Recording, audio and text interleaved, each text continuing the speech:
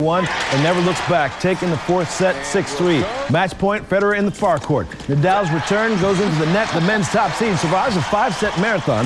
2-6, 6-7, 7-6, 6-3, and 1. Federer has now won 18 straight when reaching the finals. As impressive and that's Look at Sports. Back to you. Guy, thank you very much. And that's the NBC 6 News at 6. We'll see you back here at 11 as we continue our coverage of Pope John Paul II, his life and times from South Florida to Rome. For the entire staff, I'm Michael Williams. We thank you for joining us, and we wish you and yours a great evening. Good night, everyone.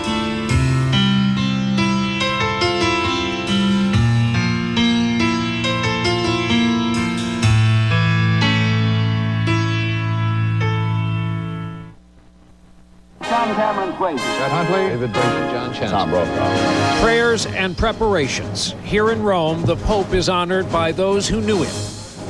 While the world mourns, Catholics and non-Catholics from Chicago to Krakow, millions who felt they knew him pause for prayer. An NBC News exclusive tonight, our cameras are at the scene following a brazen attack in Iraq as dozens of insurgents try to blast their way into Abu Ghraib. Does this signal a change in their tactics?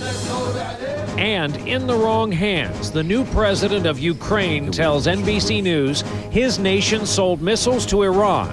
How did it stay secret? This is NBC Nightly News with Brian Williams reporting tonight from the Vatican. Good evening. It was not as if his death was unexpected, and yet so many people in this city, so many people around the world today found that the sight of Pope John Paul II lying in state was something they were not prepared for. Tonight, the lights in the papal apartments here at the Vatican are now dark. And as much as the people of this city so often find themselves coming to St. Peter's Square on a weekend evening like this one, this is different. This is a city surprised at its own reaction to the death of their Pope. That has been a lot of the case around the world this day after his death. We will begin our coverage here in Rome tonight with NBC's Jim Maceda. Jim, good evening. Good evening, Brian. The Catholic Church and over 1 billion of its followers began 9 days of mourning today, many trying to come to terms with the loss of the only Pope they've ever known. Over 100,000 pilgrims turned St. Peter's Square into a sea of humanity this morning. And as the cardinals who will pick his successor filed in, a Requiem Mass was held for Pope John Paul II, who had led countless masses here. In a way, he was still present, one of the prayers written by the Pope himself just before he died. Even in death, he spoke through a top aid of love which converts hearts and gives peace. After the solemn Mass, John Paul's body, clad in crimson and white and wearing a bishop's mitre, lay in state in his private chapel. Several hundred Italian church and government officials paid their respects, images broadcast around the world, bringing over a decade of very public suffering full circle. Throughout the day, thousands of pilgrims lingered. The square became a theater of emotions. Grief mixed with celebration. Even many who admit they didn't agree with the Pope's traditional views on abortion or birth control said they had to come. Growing up, it's what I've known. I just have so much respect for him and everything that he's done. Today, Vatican officials confirmed that John Paul died of septic shock, a massive bacterial infection that led to heart failure. His body will be moved to St. Peter's Basilica for public viewing tomorrow. That's when the College of Cardinals will initially meet to fix a date for the funeral, expected sometime midweek, and begin to lay the groundwork for the next pontificate. No easy task for them or the future Pope. The next Pope is going to have awful shoes to fill. Following the man who Vatican officials and the faithful are already calling Pope John Paul the Great. And Brian, in the immediate future, Rome is bracing for what could be a record-breaking invasion. Over 2 million pilgrims are now expected for the funeral. Brian? Jim Maceda here with us in Rome tonight. Thanks. In countless houses of worship at so many places, the Pope was mourned around the planet today. From Notre Dame Cathedral in Paris, where the mighty bells tolled for him, To Cuba, where President Fidel Castro has declared 3 days of mourning. Even in Beijing, where the Communist Party cut off ties with the Vatican back in 1949, the government expressed its official condolences and said it hoped to improve relations with the new pope. Prayers were offered in South Africa as well. And in the Pope's homeland of Poland, from small villages to the capital city, an overwhelming outpouring of emotion today for their icon and a final wish that is not likely to come true. NBC's Kelly O'Donnell is in Krakow for us again tonight. A solemn parade across Poland, moved with a sense of duty, some wearing yellow, the Vatican color.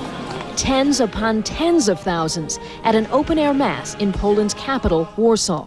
And thousands more in Krakow, where the Pope had been Archbishop.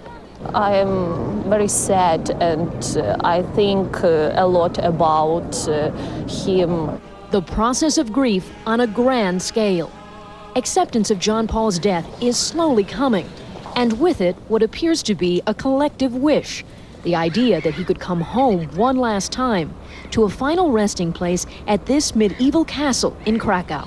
I think that Rome would like to bury John Paul II there, and I think most of the Polish people would like to have him here. The desire to see John Paul's return appears to both stir emotion and offer comfort. Maybe he's come back here, I believe. It's very hard to me. Even many who hope for a Polish burial recognize how unlikely that is, but say just as improbable was the thought that a Pole could ever become Pope. So losing John Paul means losing part of their national identity. Sociologist Jan Piekło says many Poles saw the Pope as the country's protector and now feel apprehensive about his eventual successor. It's maybe very difficult for the Poles to adjust to the new Pope who definitely will not be Polish. Though they've begun to say goodbye, John Paul will long remain the one they call our Pope. Kelly O'Donnell, NBC News, Krakow. There were goodbyes for the Pope all across America today as well, from the Catholic faithful and also from a lot of non-Catholics who wanted to pay their respects to this Pope. NBC's John Siegenthaler has more on some of the tributes across the nation. Outside Los Angeles, in the San Gabriel's Mission, church bells rang 26 times for the Holy Father's 26 years of service as Pope. It was one of the thousands of memorial services for Pope John Paul II held across the country this Sunday. At St. Patrick's Cathedral in New York City, the afternoon Mass was so crowded that an overflow crowd of hundreds prayed outside in the rain. It was like my obligation. In Chicago, families mourned together. I thought he was a really great man. I thought he was the same, almost the same as Jesus. The Pope's legacy is being honored not only within the confines of the traditional Catholic Church, but by a much more diverse America, by members of other faiths and ethnic groups, like here in New York's Chinatown. The Mass at this Chinese-American church was said in English and in Cantonese. You know, he tried to bring the world together, to bring everybody together so there were no differences. In Washington, D.C., Catholic Latinos paid tribute to the Pope. He just cared about love and be together with God. The Pope is also being honored at Temple Emmanuel in New York with a traditional memorial prayer in Hebrew. This was a Pope who was linked to the Jewish people in cultural and historic ways, unlike any other Pope in history. News of the Pope's death, reported live on the Arab television network Al Jazeera, prompted many Muslims to pay their respects. Muslims and people around the world view him as an advocate for human rights, peace, and justice. People of different faiths, different colors, different cultures in America, brought together by Pope John Paul II in life and death. John Siegenthaler, NBC News, New York.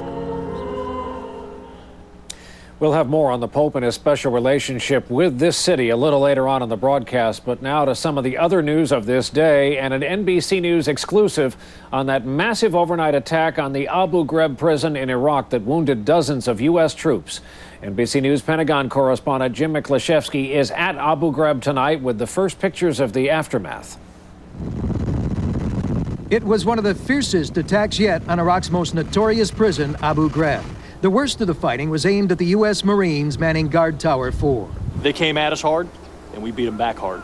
At one point, they got close, but we mowed them down in droves. The body of only one insurgent could be seen today outside the wall, but U.S. military officials say as many as 60 enemy fighters were involved in the assault. We were taking small arms fire and rocket fire from the east field. At the same time, we were taking small arms fire and rocket fire from the south. A suicide bomber drove a tanker truck filled with explosives at Tower 4, but the truck exploded before it reached the wall.